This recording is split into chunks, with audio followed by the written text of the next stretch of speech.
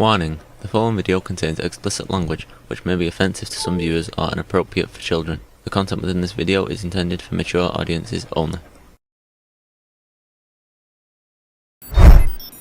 Are you ready?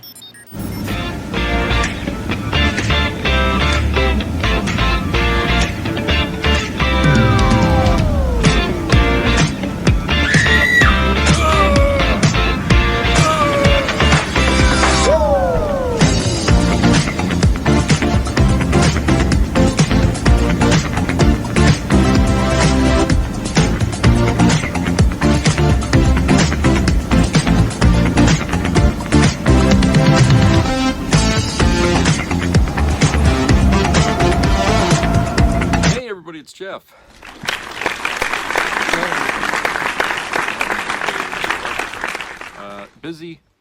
Busy news day. I'm recording a video, uploading one at the same time I'm recording this one, so so you'll get two today. So I got two videos here. This first one is from the Humanist Report. An expert on fascism has issued a warning to everyone in the United States. They see some troubling things happening, and I think it's important that everybody watch this video here. So let's go directly to that, discuss it on the other side. Trump's open defiance of the Supreme Court really was a turning point for America.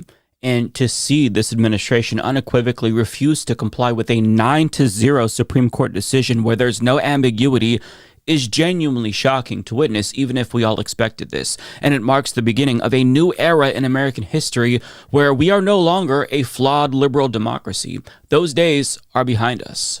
We're now arguably in a liberal regime where civil liberties are no longer upheld and the rule of law is effectively null and void. And sure, we still have democratic institutions, but they don't protect us from abuses of power because those protections that we're theoretically supposed to have aren't being enforced. And it seems like everybody today is just trying to digest this new reality, because I think that if it wasn't clear to people before, that Oval Office meeting with Trump and Bukele made it clear. And I want to show you what some people are saying. In an op-ed for Common Dreams, Tom Hartman warns that the next person in a cell with no charge could be you. And he argues that Trump's defiance of the Supreme Court, as well as his violation of Kilmar Abrigo Garcia's civil liberties, represents the official death of American democracy. And in a Substack post, fascist historian Timothy Snyder says, this is the beginning of an American policy on state terror. And for those who don't know, Timothy Snyder is the author of On Tyranny, and he is one of 3 experts on fascism who recently announced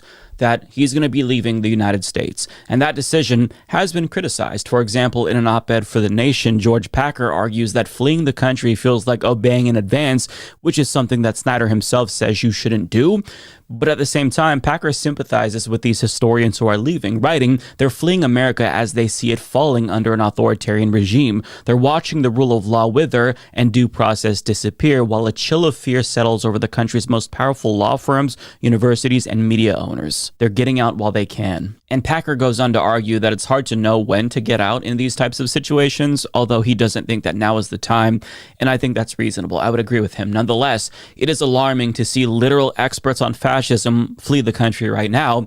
But I mean, this discussion about when you should or shouldn't leave, it does feel tone deaf, admittedly, because even though it's on all of our minds, a lot of people simply won't be able to get out. If you're on disability or Social Security and you rely on the government for your livelihood, you don't really have a choice. You've got to stay.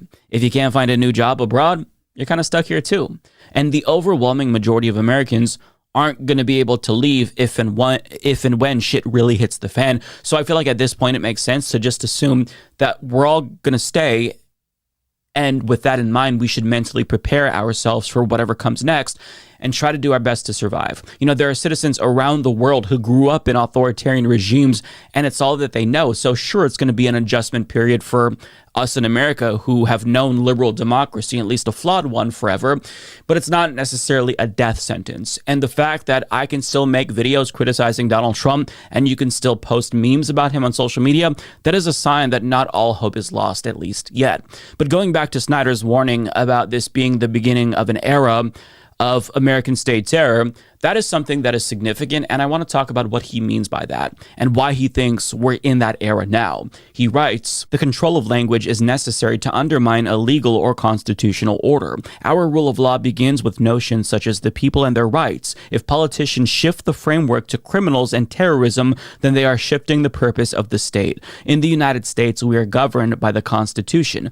Basic to the Constitution is habeas corpus, the notion that the government cannot seize your body without a legal justification for doing so. If that does not hold, then nothing else does. If we have the law, then violence may not be committed by one person against another on the basis of name-calling or strong feelings. This applies to everyone, above all to the president, whose constitutional function is to enforce the laws." Trump spoke of asking Attorney General Pam Bondi to find legal ways to abduct Americans and leave them in foreign concentration camps. But by legal, what is meant are ways of escaping the law, not applying it. It is that anti-constitutional escapism that enables abuse. State terror involves not just the malignant development of state organs of oppression, such as masked men and black vans, but also the withdrawal of the state from its role as guardian of law. And there's a lot to unpack there, so let's break it down. So the pre-existing framework that we had of habeas corpus and the presumption of innocence have already been replaced, both through the language that the Trump administration uses to describe their victims as terrorists and whatnot, and by their violation of laws, as well as their refusal to uphold laws. In other words, there's an obvious contradiction here, right? On one hand, the Trump administration is powerful enough to break the law and illegally deport Abrigo Garcia, for example, in defiance of a court order, yet they're supposedly not powerful enough to bring him back. This is the essence of state terror. All of it. It's an indication that the civil liberties that once protected us are no longer in effect. And we're all now subject to the whims of whatever the Trump administration wants. Sure, you technically have First, Fourth, Fifth, Sixth, and Eighth Amendment protections, but if the government isn't going to enforce the Constitution and protect the law and uphold them, then those rights aren't going to make a difference.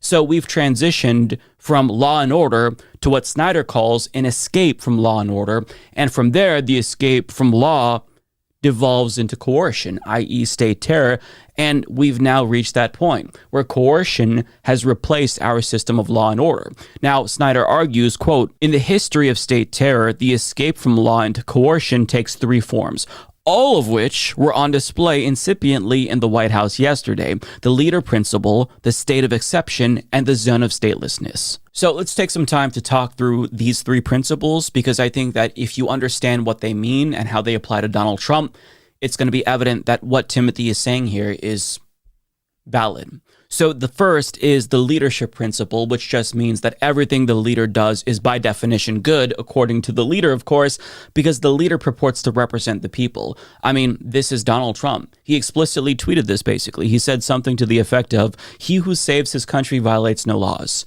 I mean, that's the exact same rationale used by every dictator ever, and Trump is doing that. Now, the second principle is the state of exception, which means that the administration makes exceptions to justify their abuses of power. I mean, this is exactly what Donald Trump has been doing since day one. He's deporting people under the Alien Enemies Act of 1798 because there's supposedly an invasion of gang members, therefore we're at war. Therefore, he can use that wartime law to deport people and deny them due process. He also wants to find ways to legally send Americans to foreign gulags because they're the most hardened criminals ever.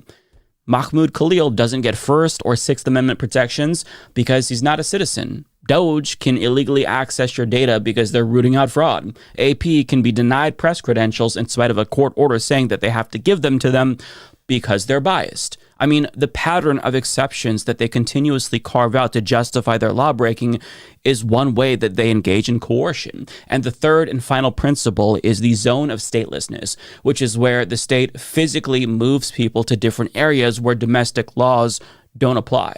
Think Gitmo, think El Salvador. And Snyder goes on to argue that if the public accepts these three principles and they buy the bullshit that Trump is selling, that rationalizes state terror against immigrants, it can and will be used against citizens too. And since Trump is already talking about sending homegrowns, i.e. citizens, to foreign gulags, that's a sign that we are in the era of state terror, which is common in all authoritarian regimes, where they use the state to coerce their own citizens, albeit to varying degrees. And I think that this is something that people around the world looking out they already can intuitively sense. I mean, tourism from Europe, for example, has collapsed since Donald Trump took office, presumably because citizens in other countries no longer have confidence that democratic norms will protect them when they visit us. And I mean, who can blame them? When you have Canadian actresses and German nationals being detained by ICE, people around the world won't feel safe traveling here. Nobody wants to visit a country that's in the middle of throwing students into black vans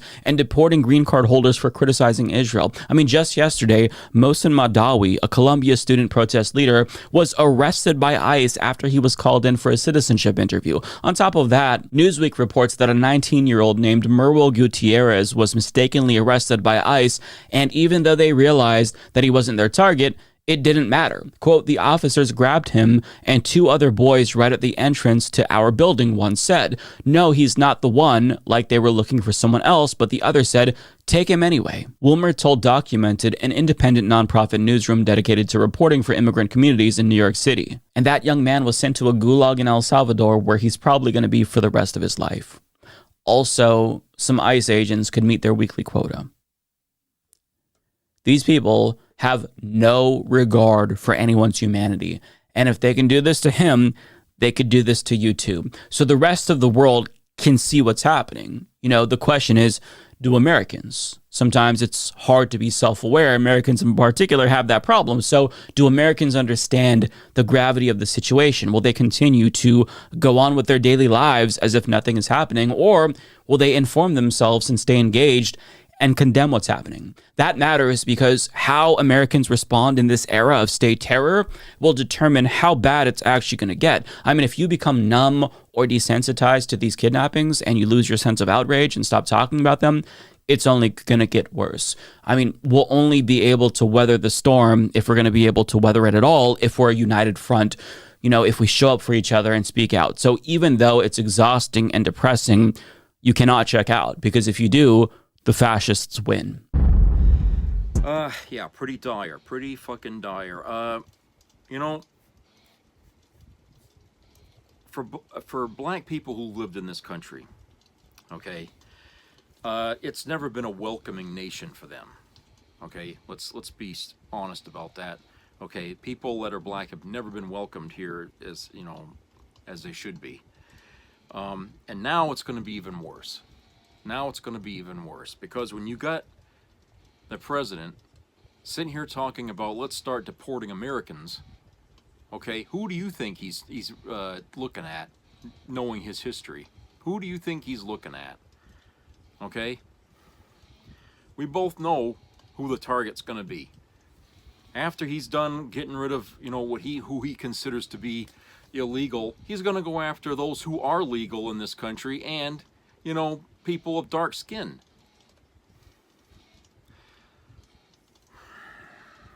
You know, I just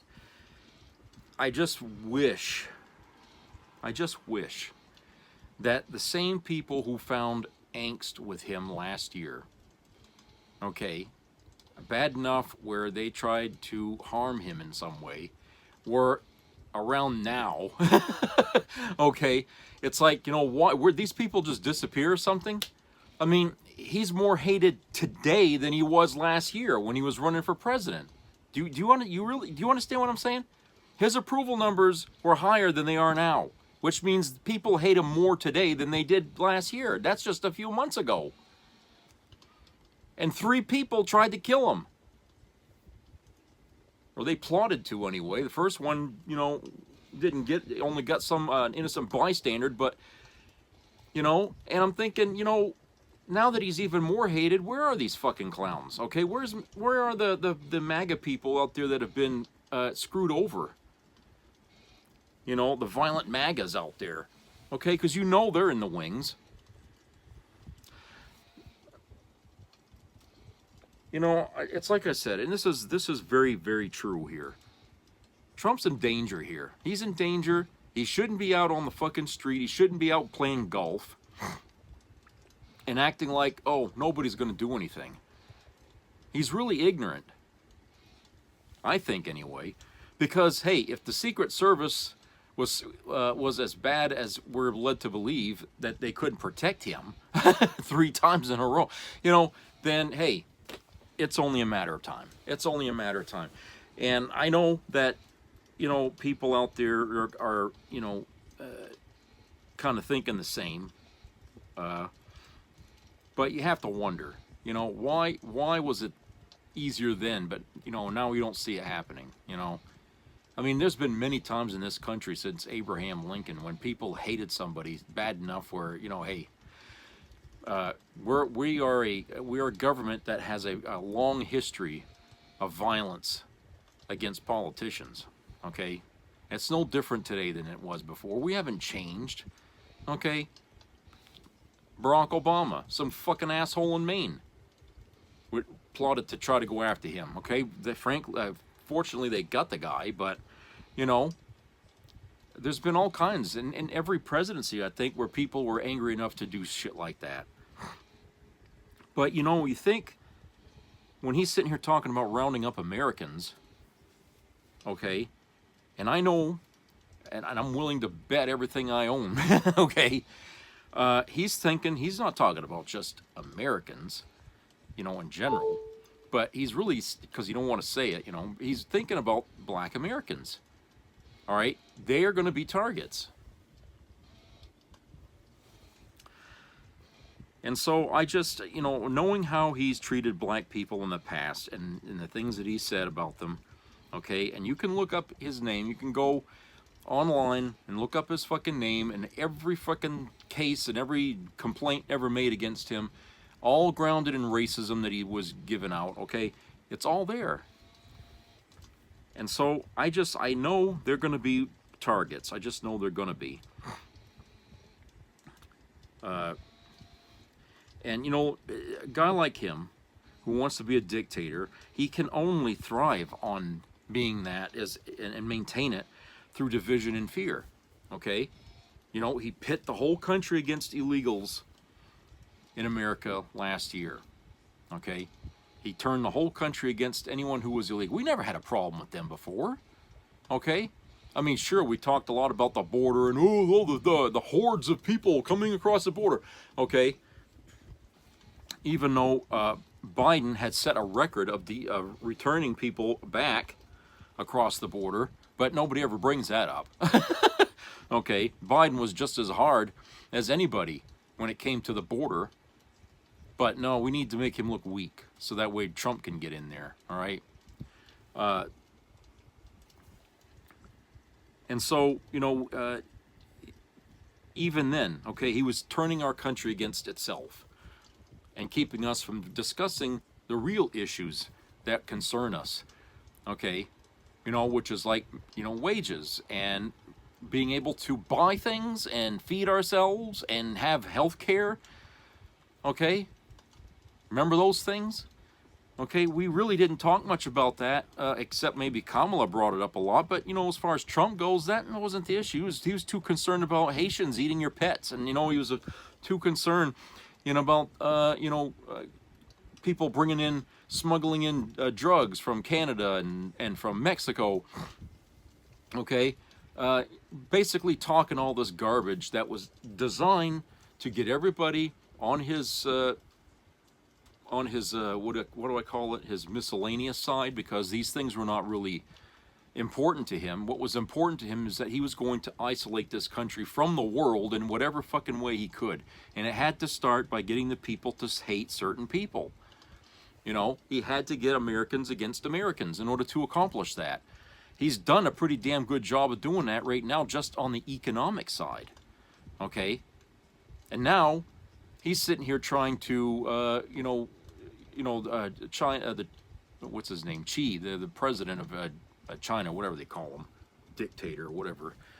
Okay, basically told Trump, "Well, I'm not doing business with you until you apologize." Okay, in other words, you got to kiss my ring, Trump, if you want anything to do with us. So what's Trump do? He goes crying to all the other nations, the allied nations who are no longer our allies, and asks them, "You need to stop working with China. You need to stop making deals with China." Too late, Trump. You burnt your fucking bridges. You burnt your fucking bridges, and now the rest of the world's not going to listen to you. They're going to make their fucking trade with China, and you can just sit back and just wish that you could be in on it. You turned our nation from, you know, one of the biggest economic powers in the world now to the lowest. Because when the rest of the world won't do business with us, our money means shit. Okay? So we no longer have an economic standing in the world thanks to you. We no longer have that. We had it a few months ago, and in just a few months, it's gone. You tell me presidents don't have power over the economy. Okay? You tell me that. You try to convince me of that. They have a lot to do with the power of our economy. Bad decisions make a bad economy. And under dictatorships, and if you research a lot of the dictators and ships in the world, you're going to find that every damn one of them has a rotten economy. So he's following true to form. He's gonna be a dictator wannabe and try to act like one, and he's gonna ruin our economy as a result. So dictatorships and bad economies go hand in hand, people. And he's already kicked this country's economy in the nuts. Bad, okay? Bad. Okay, you guys out there, you MAGA people, I don't even want to hear from you, okay? Any argument you come up with against me is just folly, okay? So don't waste your time. Don't comment on anything that I put up here. I don't want to hear it. If I see it, I'll just ignore it, you know? But I'm talking to the people who have brains out there and they understand where I'm coming from. Okay, this is not good. None of this is good.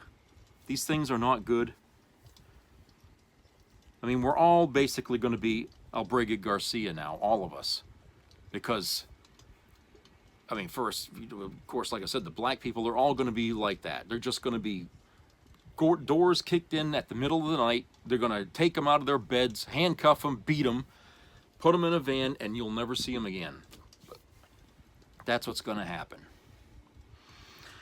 And I'll tell you, if our country doesn't have the balls now to resist this fucking guy and what he's trying to do, it's already over. It's already over. We can expect that, you know, our lives are going to be us living behind, you know, metal fences, and, you know, it's gonna be like living in Hogan's Heroes here. It ain't gonna be funny, but you know, we're gonna be living in concentration camps, all of us. Okay, because if he can't build them overseas, he's gonna build them right here in the States. Okay, so I expect that. You know, people bitch, oh, we imprison more people in this country than even China.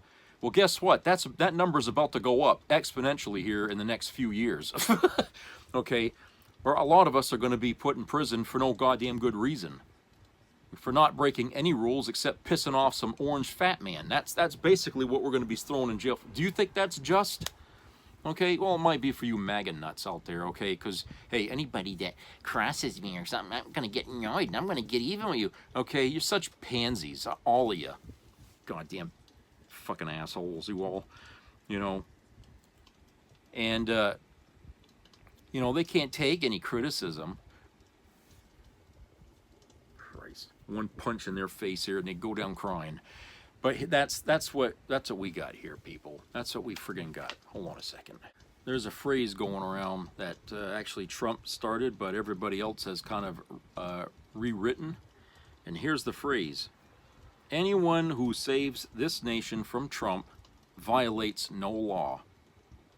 And why is that? Because Trump is the one violating the law. So if we are being pushed into defending the law, then how can we be bad for doing so? You know what I'm saying? How can we be considered rabble or terrorists or whatever Trump wants to call us? How can we be the bad guy if we're actually defending the law where Trump is breaking it? We're all policemen now, all of us. We've all been given that honor. And what do we have to do as policemen? We have to round up the criminals. I can't think of a better excuse to justify, you know, an all-out, you know, revolt against the country. Is that, look, we have been given the badge of protecting the laws in our country now. All of us, every man, woman, and child in America now, we are all ordained policemen. Because Trump is the criminal. Trump is breaking the law. Trump is attacking people. Trump is got deals being made behind our backs to undo the status of our country. Okay? And if the police out there who are we charged to protect us by using the laws, and if they're not going to go to the White House and arrest this fat bastard, then it falls on the rest of us, our civic duty, okay, to do citizen's arrest or whatever you want to call it, by going into that fucking White House and demand he surrender. Okay?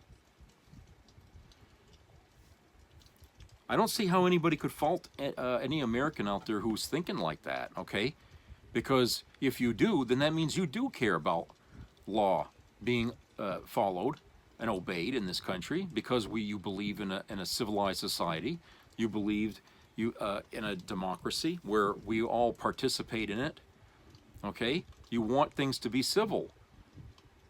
And yeah, I mean, when a cop has to arrest somebody for breaking the law, it might look a little bit rough at first and uncivil till they put the cuffs on and they got you in the car and they take you to the lockup, okay? But yeah, at first, you know, you might have to chase them a little bit. You might have to shoot a stun gun at them a little bit, okay? Just to calm them down, especially if they're drunk. Okay, I mean, you probably watch a lot of those on YouTube, these videos of people that are drunk. And the cops have to take them off the street because they're driving while they're drunk. And a lot of these people, most of the time, get unruly and they get violent, and the cops have no choice but to try to get very rough in order to subdue them.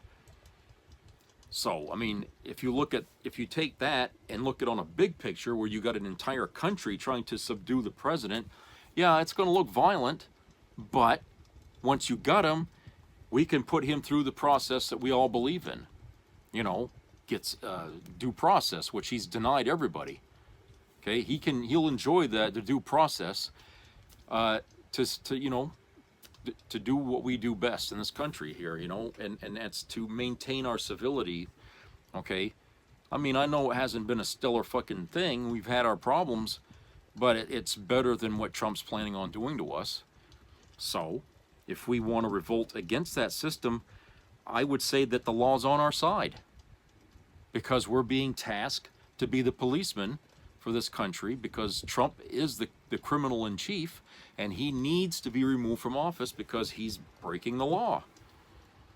Hey, when you got your own Supreme Court, his Supreme Court, okay, Trump's own Supreme Court in a 9-0 decision tells him that the federal judge who told you needed to go get that guy back here was right.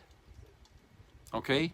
I don't care how Sham Bondi and these other folks in his administration tried to explain this away or try to twist the facts, okay? The truth is, and you can read the 5-page goddamn decision by the Supreme Court, Trump broke the law. And they're defending the judge that told him he needs to get Abrego Garcia back here. Okay?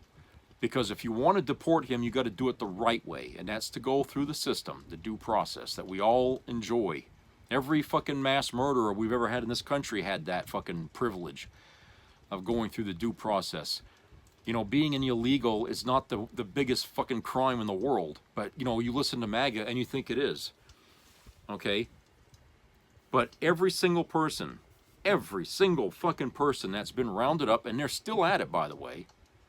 Okay, ICE just, I can't remember who it was, but there was a Palestinian student here in a college. They just showed up and it took him out. Okay? Took him out, put him in their car. And not just, you know, they had like 5 cars. I mean, all black SUVs. I mean, talk about intimidation, okay? They went in there and got this kid, young guy in college, for Christ's sake. It was Palestinian. He's in college. No, he's a threat to America. Really? Oh, just look it up. You'll see it at the news item there. I think there's been a couple of college students that have been picked up by ICE, you know. But anyway, I digress here. But yeah, it's very, very telling when you got a guy like Trump sitting in office and he's breaking all these laws, and we're sitting here getting madder and madder and madder. It's like, you know what, people, you can get mad or you can do something about it, because we do have the right. We do have the right because we know he's breaking the law. We are in the right to have him removed. Okay, yes, I know there's an impeachment, but you got to get him out of the office first. You got to put him in lockup first. It's like when a person's caught drinking and driving. Okay, yeah, he'll go, or she will go through the system, but first we got to get them off the road to protect the innocents. Put them in lockup, okay, so that we can set up the whole system for them, so they can show up for court. That's what we need to do. We need to get Trump out of the White House, put him in lockup so we can set up the system for the impeachment, okay? Get him out of the office so that way he can't do any more damage than he's already done, okay? Then we can put him on trial, okay? We can do the impeachment then. That sounds reasonable, you know? That's certainly more reasonable than people, you know, parking tanks and and shooting.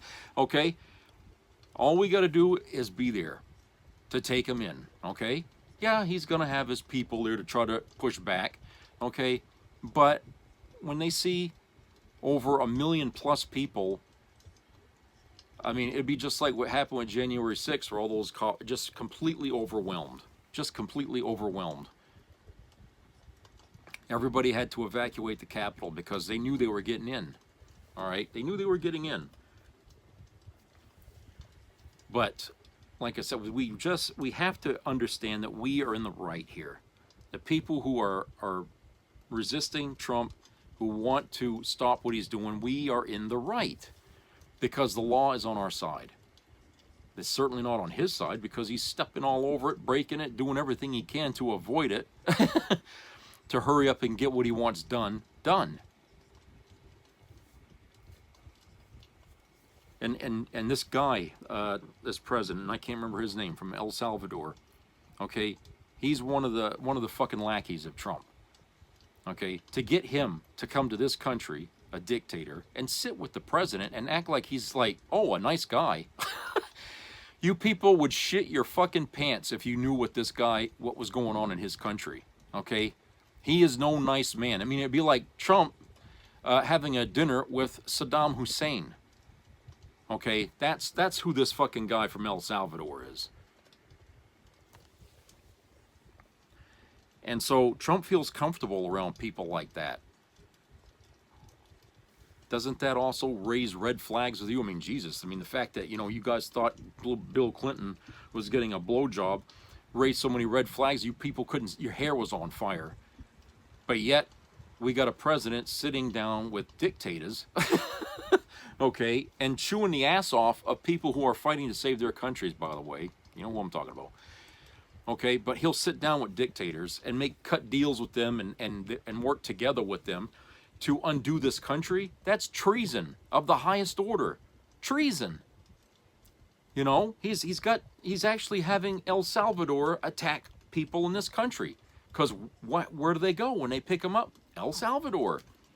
They couldn't have done it any better. I mean, El Salvador themselves couldn't have just come into here and do it the way Trump is, but we're handing him prisoners. We're giving him hostages. We're giving them the leverage over us. You think Biden would do something like that after the hell he went through to try to get hostages, you know, and you know, before he left? I mean, come on, think about that. Trump is doing the opposite. He's giving an enemy nation hostages, our people, and he can do whatever he wants with them. He can put them to work, or he can have their heads blown off. You know, there's no reason to believe that Garcia is really still alive, considering this guy's background, or any of those Americans that he took out of here. They're probably all dead, every damn one of them.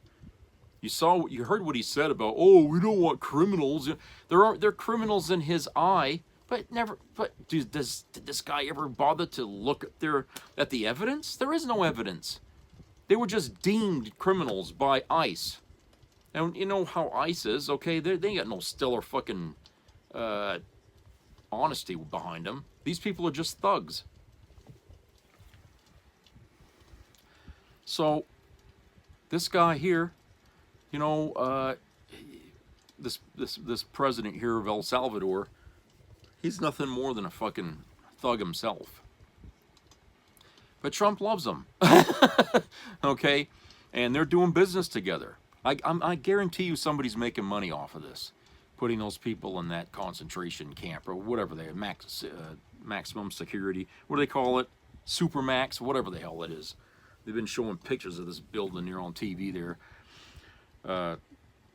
and I'll tell you, it's something that, you know, we should all be afraid to have happen to us. And that's why I'm saying, what is it going to take to get people in this country, okay, to go out there and push to have this man Trump arrested?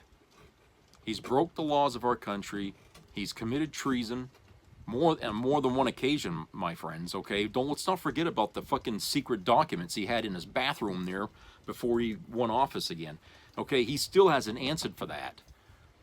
We put people in prison for life in constant, what do they call that? You know, what do they, when prisoners get ruly, they put them in a fucking cooler or something like that. These people that go to prison, they stay in these coolers here, and they only get 1 hour of sunlight a day, okay, outside, and for the rest of the time they're locked up inside of that. It's not even a regular prison. It's just this tiny little thing that they sit them in, okay? Aldrich Ames and the other dumb fuck there, Republican on top of that too, Robert Hansen. Yeah, these people, they stole and peddled our fucking secrets, and they spent the rest of their lives, you know, and I'm sorry, I keep trying to figure the name, what they call that, and I can't, it won't come to me. Solitary confinement, that's what it is. 23 hours a day in solitary confinement. Okay, that's bad. Okay, they get this tiny little window here, and that's it. Okay, and that's all they have. They spend the rest of their life in solitary confinement. And Trump, he has a cell waiting for him because he committed those same fucking crimes. We know he had them. We know he passed them around to other countries. All right? He might even have made money off of it if anyone cared to find out. But we know he is the worst traitor this country has ever had. And yet, he's sitting in the fucking White House because of his fucking wealth. All right? Think about that for a minute. If Aldrich Ames and Robert Hansen were as rich as Trump, they would probably be the ones sitting in the White House undoing everything. Think about that. You know, and we in the media, you know, we hated those guys. I remember how the public was, oh, these fucking people, okay? They were so pissed about them two guys. And the FBI was all pissed off because they set back our nation's security decades because of the shit that they sold to the Russians and all. I mean, Christ. And yet when Trump gets caught doing it, nobody cares. You know, it's amazing. This guy has got, it's not Teflon, it's magic. This guy has magic that surrounds him, where he can turn the negative into a positive. He may not even be aware he has this fucking ability, but if he is aware of it, then he's very good at using it. Now, my father used to say the devil takes care of his own. Now, I don't know how true that is, but it certainly seems like Trump would be a good example of how the devil takes care of his own. That being said, for those of you that are Christians out there, do you want to be one of devil's minions that takes care of his own? Or are you going to do the right thing by going after this bastard and putting him in lockup so that way he can get the due process he denied Albrego Garcia? Let's go to a commercial break. We'll be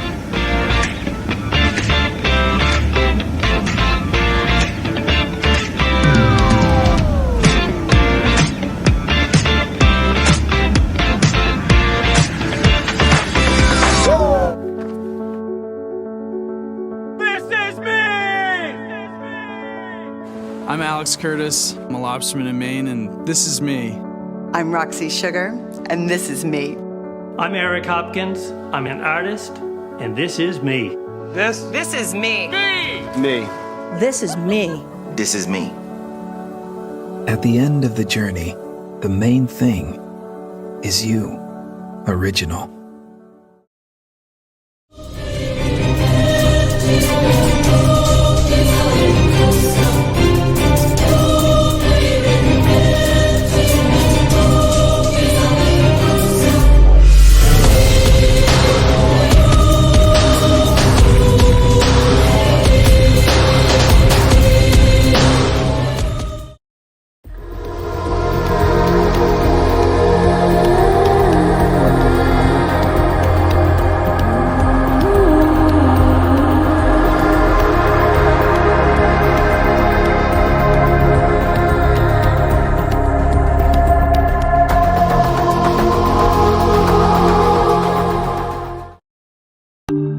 Far from the eyes of mankind, deep in the Southern Ocean, lies a land of ice and fire. Heard Island and McDonald Islands. Here, towering glaciers meet restless volcanoes. And in this harsh, untamed wilderness, a colony of emperor penguins has endured for centuries, thriving against all odds. But today, these noble birds face an unforeseen challenge. Not from the brutal Antarctic winds, nor from the depths of the hungry sea lions that lurk beneath the waves, but from tariffs. Yes, tariffs.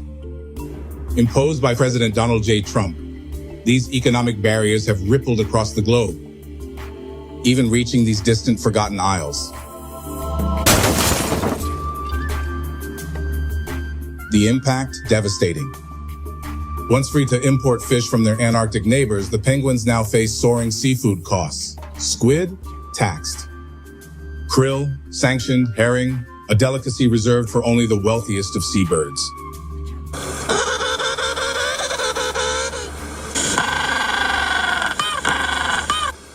Perhaps one day, a leader will rise, one who understands that even penguins deserve a fair trade deal. But until that day, the emperor penguins of Heard Island and McDonald Islands must try to convey to President Trump that the island is not what he thinks it is.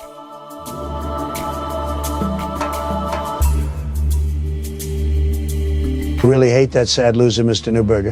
Who, me? Never mix salt with these two ingredients if you don't want your hose to be rock hard tonight. Every time you see an older man with a young woman, you can bet he's using the salt trick. In fact, I've been left unable to walk for more than 4 days because of it. This talk about women only wanting money is just an excuse from guys who can't perform in bed. What women really care about is whether a man can heat things up in the bedroom and keep everything working. Having worked in the adult industry for many years, I discovered this after watching a video by Emily, a friend and former adult film star. In the video, Emily reveals that every man has a little hidden button on his body. When activated, it can make even 80-year-old men stand tall and be ready to handle any young woman for 2 straight hours. Dr. Jack Jordan scientifically proved this, and the method works so well that it makes your body stay rock solid whenever you want. All you need is the salt recipe in the morning with a bit of warm water.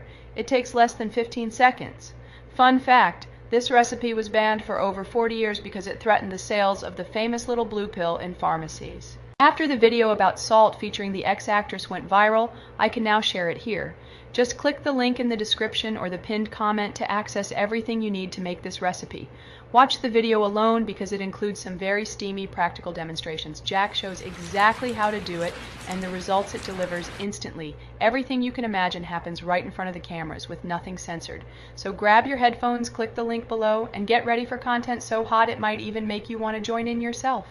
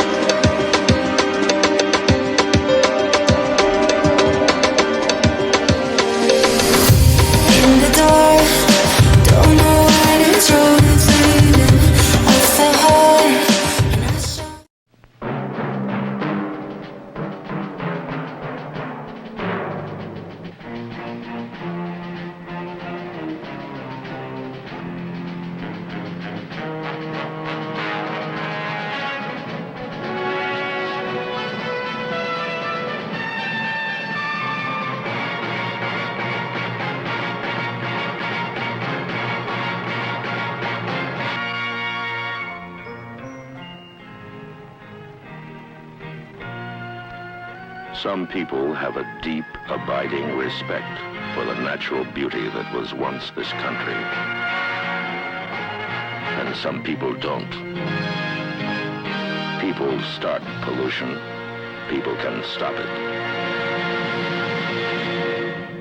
Write for Pollution Booklet, Box 1771, Radio City Station, New York. Be a part of the entertainment value of a lifetime.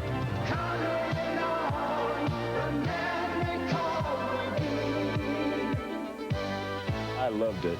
It was the best performance I've seen in a lifetime. I loved the show. I liked it very much. He's a very entertaining man. It's well worth the money. Now appearing in Charlottetown, coming to Halifax November 6th to the 18th, and St. John November 20th through the 26th.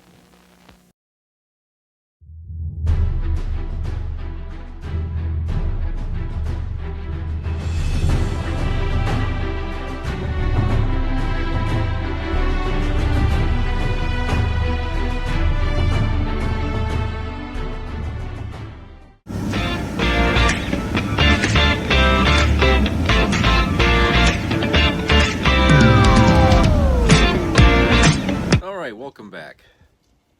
My second video is from iHip News, and they're going to be talking about Elon Musk's baby mama had leaked a sinister text message that Elon had sent, and let's go to that and we'll talk about that on the other side.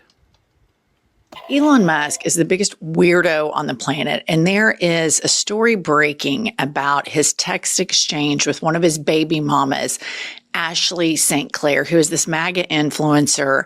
Everything is just so weird when you jump over there to the MAGA world. Put up this headline. Musk refers to his offspring as a legion, a reference to an ancient military units that could contain thousands of soldiers and were key to extending the reach of the Roman Empire. During St. Clair's pregnancy, Musk suggested that they bring in other women to have even more of their children faster. And he says, to reach legion level before the apocalypse, he said to St. Clair in a text message viewed by the Wall Street Journal, we will need to use surrogates. So to unpack this for you guys, here's what's going on. Musk is an untreated drug addict who has received the keys to the federal government, who is raping and pillaging all of the pillars of the United States government with impunity. His side hustle is he's breeding a legion of children with MAGA influencers. If this were in a Hollywood movie, you would have a very difficult time believing it, that somebody this insane with this type of mindset is hitched his wagon to the Christian right nationalist family values people, and he just wants to breed all of these children. It's just mind-boggling. And I just want to point out, this guy will not speak to one of his children, a trans child, and he speaks openly about opposing gender-affirming care.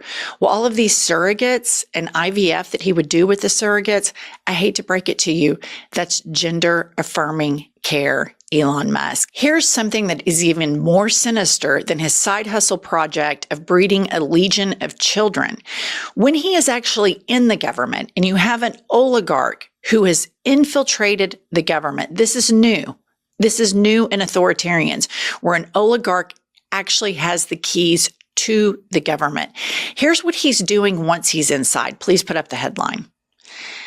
Alarming. Within minutes after Doge accessed the NLRB's systems, someone with an IP address in Russia started trying to log in. According to Belarus's disclosure, the attempts were, quote, near real time, according to the disclosure. And it goes on to say, a whistleblower's disclosure details how Doge may have taken sensitive labor data. So here we have This man who wants to breed a legion of children, who was clearly tripping on some narcotic during the inauguration, who does 2 Sig Heils, immediately hacks into things, and then Russia's logging in. And I want to say that in this moment in history in the United States, you're going to see heroes and you're going to see sycophants. And this whistleblower is a hero. This whistleblower, at great personal risk to themselves, is putting transparency and shining a light on this corruption and what appears to be collusion with the Russian government. And it makes you understand why the administration is constantly affirming Putin's propaganda. Putin wants to end the war. Putin wants peace. All he has to do is quit bombing Ukraine.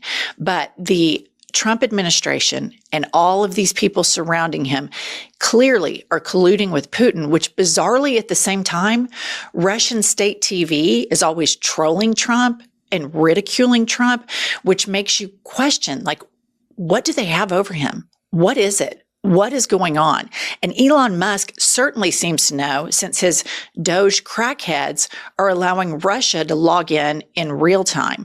But, in the MAGA world, there are so many immoral, crazy characters that have ascended to power that are actually popular within the party.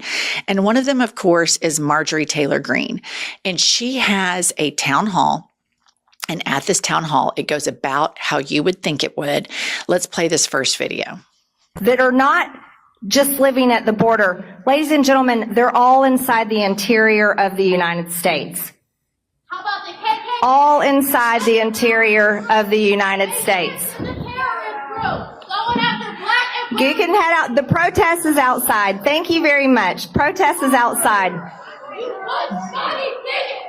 You funny nigga! Protest is outside. Bye. Have fun out there.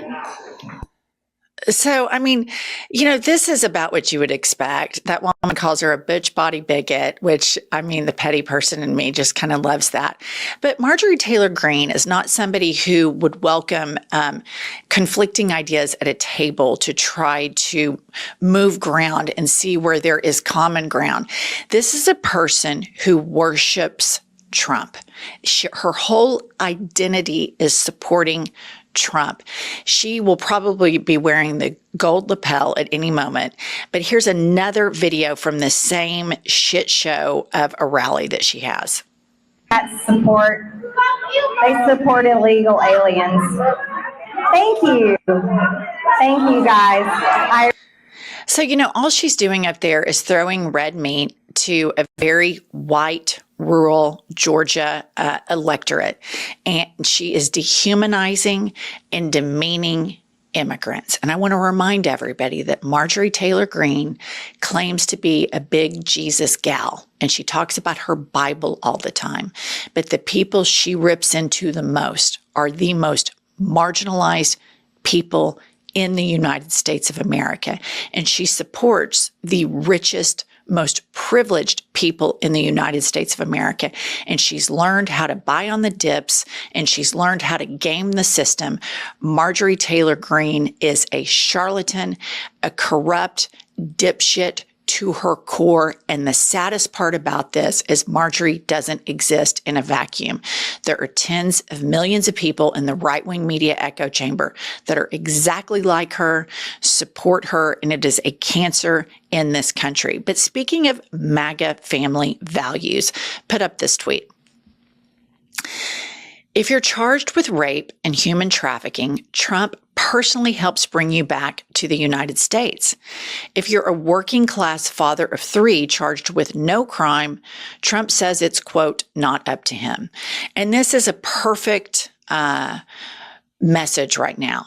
Andrew Tate, who is an absolute horrific sexual predator and criminal, is able to go and rub elbows with MAGA and get personal favors from the president of the United States because the president's son, Barron, is a close friend of Andrew Tate.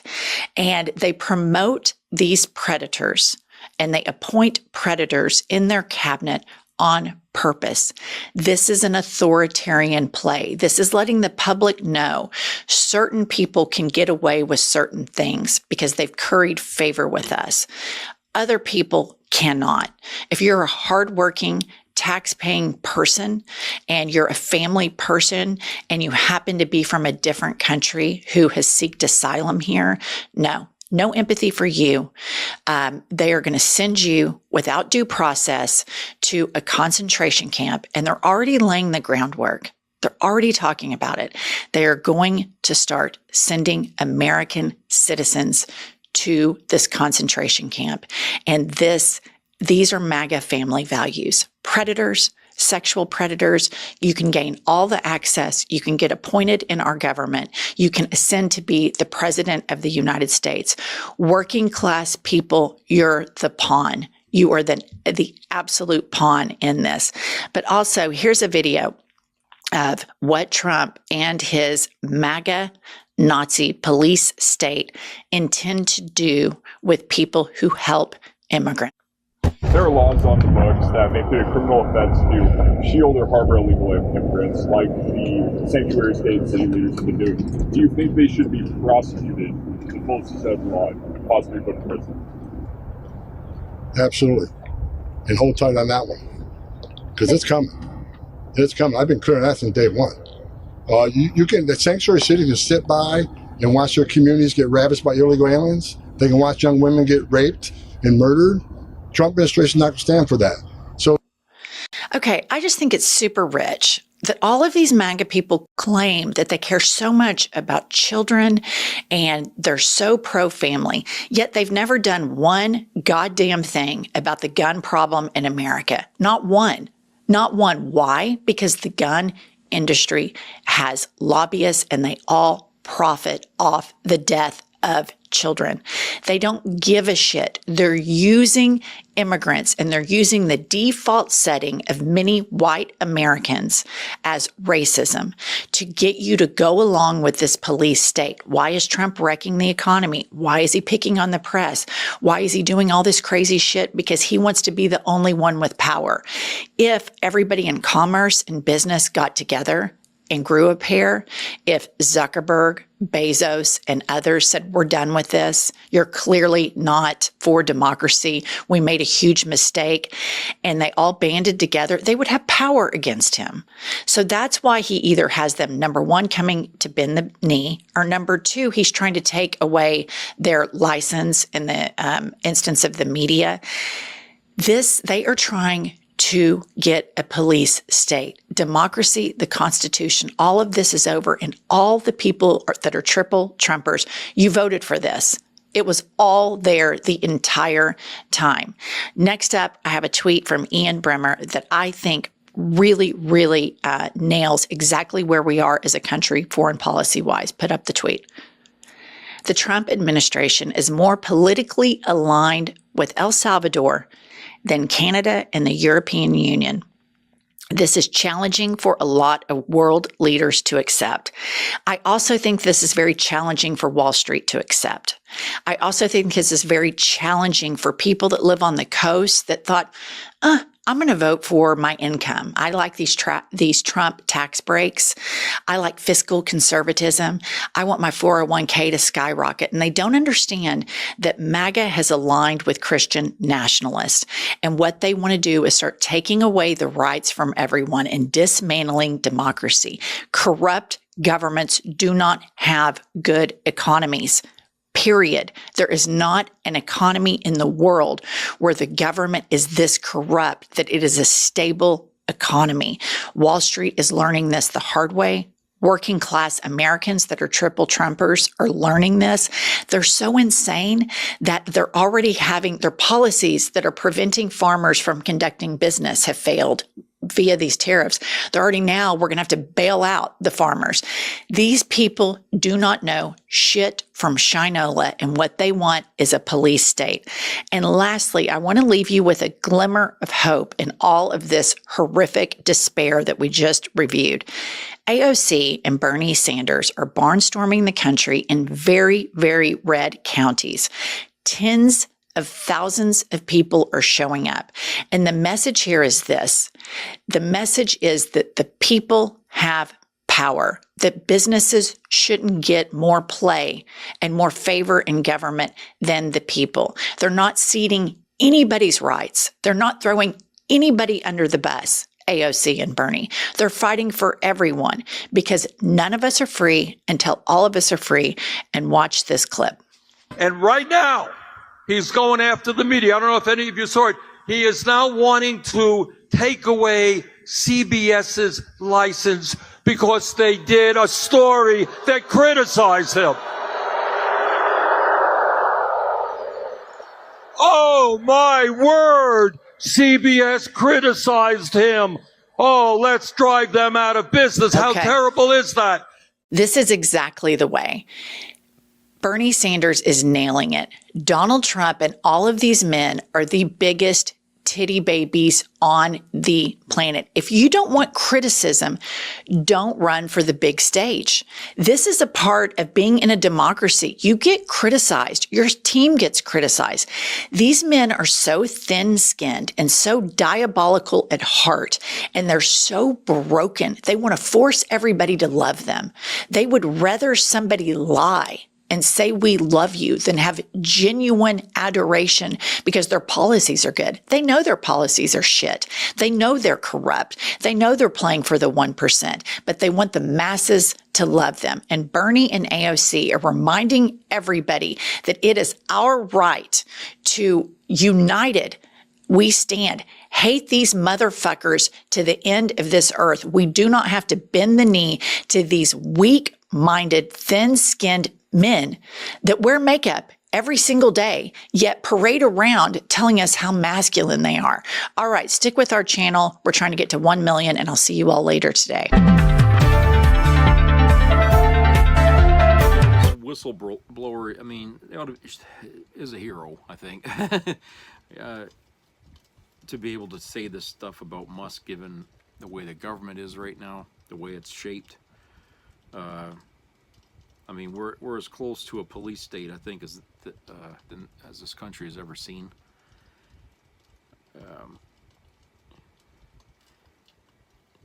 And, you know, I find it kind of ironic that he would call these children of Musk a legion, because that comes right out of the fucking Bible, which is a name that they reference for multiple demons that possessed a man before Jesus had exorcised them, whatever you call it. So I don't know if he's even aware of that, because, you know, but the funny thing is people that are bigots and racists and criminals always seem to find themselves inside a religion, and it's usually the Christian religion. Okay? Now, I don't say this because I hate Christianity. Okay? I say this because it begs to be said. You know? When the sky is gray and it feels humid, you know it's going to rain. But to say it's going to rain doesn't mean you hate that you hate rain. It's just saying, hey, look, it's going to rain. I'm just telling you what's going on. So when I'm telling people that, you know, what I see going on in Christian churches, you know, is populated a lot with criminals and bigots and stuff, okay? I know people will say, well, nobody's perfect, okay? True, nobody is. Everybody's got their faults. But when we take people at their word, as we often do, and say that, you know, they represent God and they're good people and stuff, at the same time, we convince ourselves that they're perfect, that they're not flawed, and we get disappointed every time, okay? And then we find out that, oh, people that go to church every Sunday, okay, the rest of the week, they're heathens. You know, the heathens, it's just, you know, but on Sunday, oh, they got their hands together and they're on their knees, and, you know, they think they're very holy, and, okay, the rest of the week, it's just, you know, it's shit. My father used to say that all the time when we go to church every Sunday. He goes, every one of these fuckers in here, they're all fucking assholes, and you know what I'm saying? He said they come here dressed up nice and everything, and when they go home, they're bandits. Okay, they're drunks and they all got you know, but they'll come here every Sunday and they show up at church and they don't go to confession, and you know. So he used to go on and on and on about that, you know. But in his own way, in his own whatever you want to call it, negative way, he was, you know, seeing a truth there that couldn't be denied. And yes, and a lot of people are under the illusion that you can buy your way to heaven. That's why we got mega churches, right?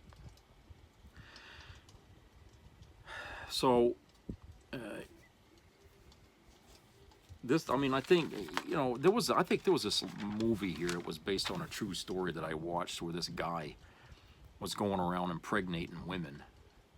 Okay, he was a doctor. He worked in a fertility thing or something. I can't remember. This was like back in the 80s or 90s or something like that. And it was a doctor who was using his own semen and impregnating women with it, and they weren't even aware that the semen he was getting was his own. Okay. Some of you probably know who I'm talking about, and I can't remember his name, but you know what I'm saying here. Elon Musk is essentially doing the same thing, only he's just going around picking up women and impregnating them and trying to create a legion of fucking Musk minions.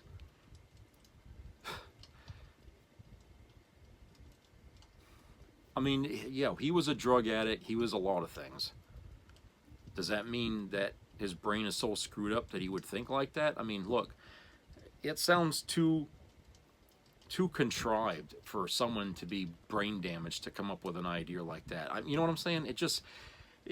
That comes from some kind of deep-seated upbringing that went wrong. You know, that goes beyond doing drugs or drinking yourself to death.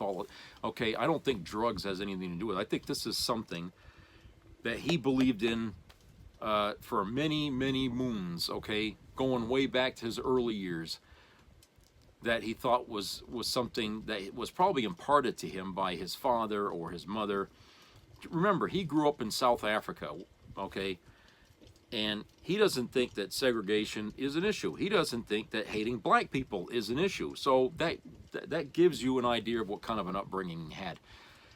Definitely an upbringing in an environment like that to create the idea that, oh, if I can create all these babies, they'll be my little army. Okay? And so we let this guy into our government to cut programs that we depend on for our lives. Social Security, Medicare, veterans benefits. He's in there cutting that. This guy, who none of us would ever say, yeah, he should go in there and fix these problems, okay? Nobody would ever say Musk is qualified to be doing what he's doing. But he's in there. Trump put him in there. Another sick mind puts this guy in there to do just that. What could go wrong? Okay? A lot of things can go wrong with a sick fucker like that. Going in there tampering. I mean, he hacked into accounts. He got one of his little kids there, what a 19-year-old college kid, in there fucking around with people's private data. Now, he may have copied that. We don't know. But it's funny, when I'm watching TV and I get a commercial where, you know, we got this program to protect your information and all that, and I'm thinking, it's already been tapped into. Everyone's information has been taken out. It's too late for that commercial. There is no more protection. Your own government is the one out there hacking into your accounts and taking your social security numbers and everything now. It's too late. Musk has already done it.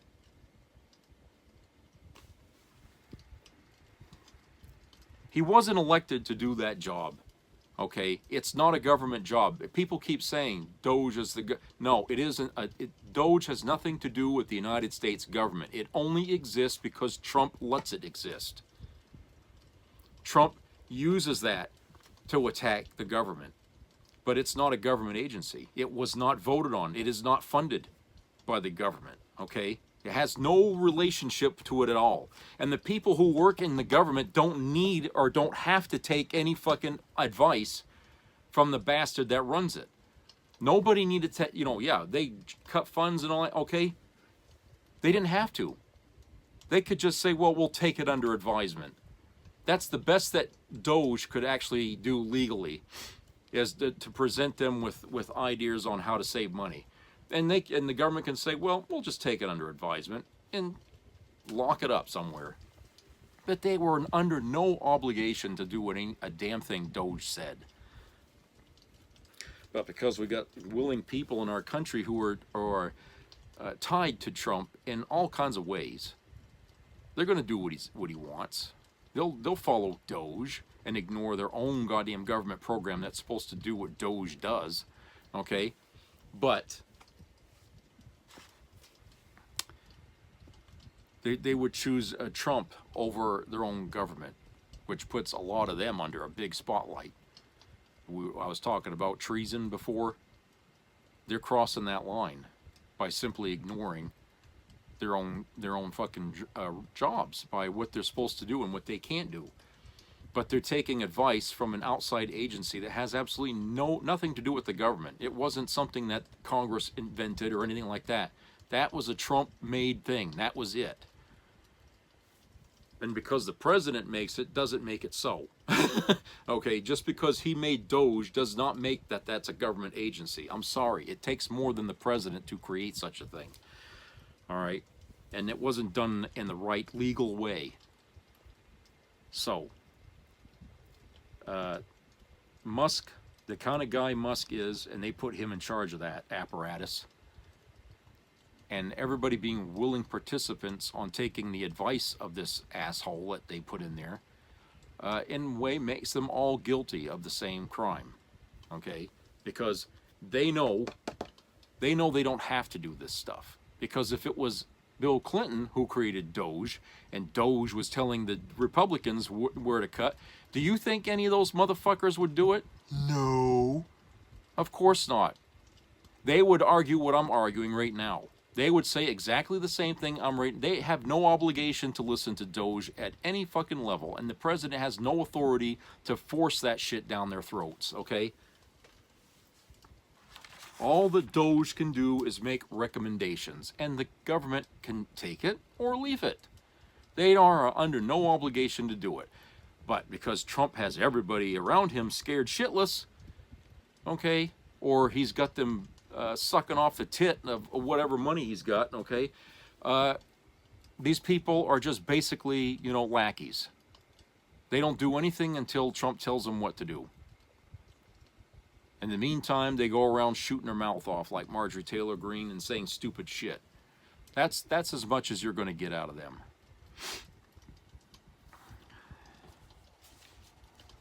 I mean, Elon, we're talking about kids, him having kids. I mean, he's got to be the worst father ever because he dumps every fucking one of them, right? He don't care about these kids. He won't raise them.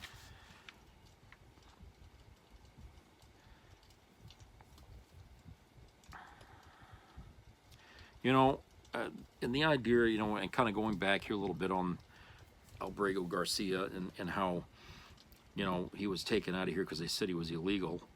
You know, if we want to look at things in a clearer perspective, just to gauge where we stand as Americans here, let's remember here, there is only one group of people who really, truly are Americans, okay? The rest of us, we came here on a boat, and we were descended from immigrants.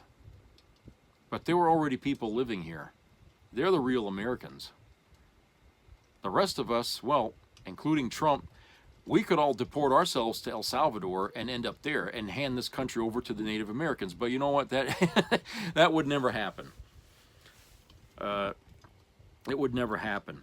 But I can tell you right now, Trump would see to it that he, you know, if he didn't like Native Americans, he'd have them all exported to El Salvador. That's how racist he is. Anybody that isn't orange, you know. I heard today was on the radio. There was somebody was talking. I think it was, I don't know if it was Tom Hartman or somebody was saying Putin has something on Trump. Putin's got a sword of Damocles hanging over Trump's head. He must. And wouldn't we like to know what that is? Because it must be pretty bad. Because, you know, it's not, you can piss off Trump, but you can't really scare him off because he's too stupid, you know. And he thinks he can dodge anything. But whatever it is that is hanging over Trump's head to make him turn on this country and to do what he's doing against all of our laws, all of our, like, principles and everything, it must be something bad, something really bad. And I don't know if it's got anything to do with Jeffrey Epstein, or if it has something to do with you know, something he did in his life that involved Putin. You know, I don't know. But I told you before many times that in Trump's closet there are skeletons there that we haven't yet seen. There must be. There has to be. A guy like that doesn't go through life without accumulating, you know, bodies or whatever you want to call it. He's got shit in his closet that I know, if you opened the door, would stink to high heaven. And, you know, it would put MAGA to the test. How loyal do you want to be? Okay? If after whatever that hell it is comes out, and you're still loyal to him, then you people don't belong in this country either. Every damn one of you. El Salvador. Get a taste of your own medicine. That's where you belong. I mean, I'm surprised right now that people in MAGA aren't already saying what I'm saying, because, frankly, a lot of them have been hurt already by Trump in just what he's done in 4.5 weeks. Okay? Even former President Biden had come out and gave a speech saying, look how things have changed in just 4 weeks. You know, we had a recovering economy, was roaring. We had jobs. You know, we were making more jobs. And in just 4 weeks, that's all gone. So don't tell him that he didn't do anything, that he didn't accomplish anything. Because we weren't like this when Biden was president. But we are now. We are now. And who's president now? Okay, so the excuse that, oh, this is all blowback from Biden, no. Okay, it isn't. Don't believe that for a second. Nothing about what Biden done is contributing to the shit that's happening right now in the stock market, or what's happening with people being deported into El Salvador, if you want to take it there. This is all Trump. Everything that's going on is Trump, all of it. And it's not like we weren't warned. Okay? We were all warned. Some of us took that warning serious, some of us didn't.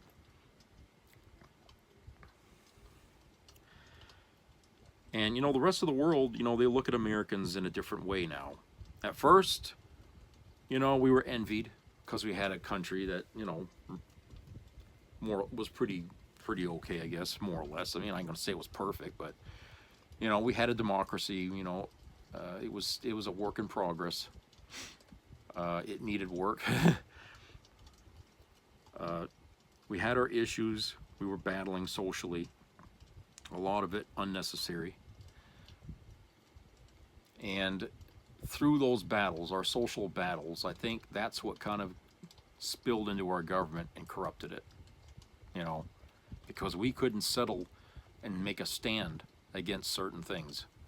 Okay, we couldn't silence the bigots. We couldn't silence the racism. We couldn't silence the misogyny.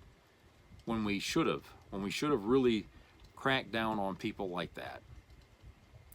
And kept the religions the hell out of government. And we should have taxed them because they were interfering with government operations. You know, they were telling people who to vote for. We should have started taxing them when that was going on. And we let businesses bring in briefcases of fucking money to buy off our politicians, and that shouldn't have been allowed to happen either. That we used to have a law against that sort of thing, but we turned that all around, and then people could make money. That was good news for the politicians, but it was bad news for the rest of us, because now nothing they do is without a profit. If you got the money, we'll do it, you know, but if you don't, see ya. You know, and that's why a lot of people from all walks of life try to become politicians, because there's money in it. You think Marjorie Taylor Greene would be sitting in that fucking chair in government if there was no money in it for her? Remember what I told you. Her net value before she got her seat was just under $1 million, and now she's worth $22 million. Okay? She wouldn't have gone into that job if she wasn't going to make out like a bandit somewhere. So when you got people that take these jobs, political jobs, for the money, beware what you get. Because they will throw us all under the bus for a fucking dollar. Every damn one of them would. I hope we learned a lot of things, and will continue to learn a lot of things in the days to come as to how we treat our political system. Do we continue to abuse it the way we've been, or are we going to actually try and fix it this time so it works better? We're seeing where all the weaknesses are now, aren't we? Especially with executive orders. That's got to be limited. We're going to have to limit that. I don't care what anybody says, because it only takes a Trump to take something like that and go push that a mile down the road and just keep on running. Okay? And he's throwing those things out like you wouldn't believe it. Too much that the courts can handle, practically. That's why there's so many lawsuits against the government right now. From 22, 23 states across the country, we got the government's looking at multiple lawsuits here. All because of what Trump's executive orders are doing.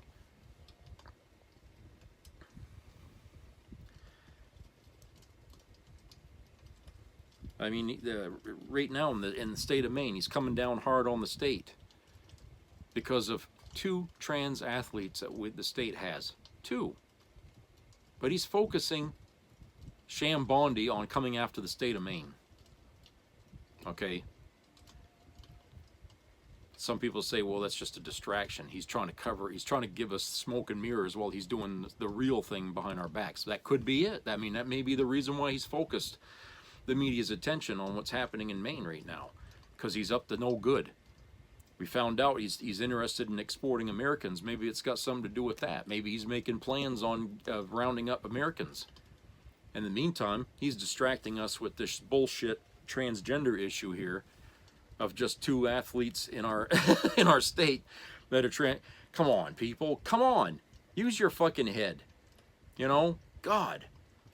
You got to be inquisitive. You got to ask questions. And that right there is how you begin to find the truth. If you just let people tell you what to think, you're an idiot. You're a fucking idiot. You're an individual. You have your own rights. You know, be inquisitive. Be difficult. Never to accept anything at face value. Just like you all accepted that drone shit that went on here months ago, remember? Nobody's talking about that now, and no one's even asking any questions about it now. Nobody cares. But we cared when it was going on, but we still don't know what the hell was going on. We just accepted the excuse that was given to us by the military, whatever, okay? But, hey, we got conflicting reports, and we still ain't got the truth to that yet. Because we don't ask enough questions. We don't hound until people start, you know, threatening us. And that's what you got to do. As a reporter, you got to be a prick.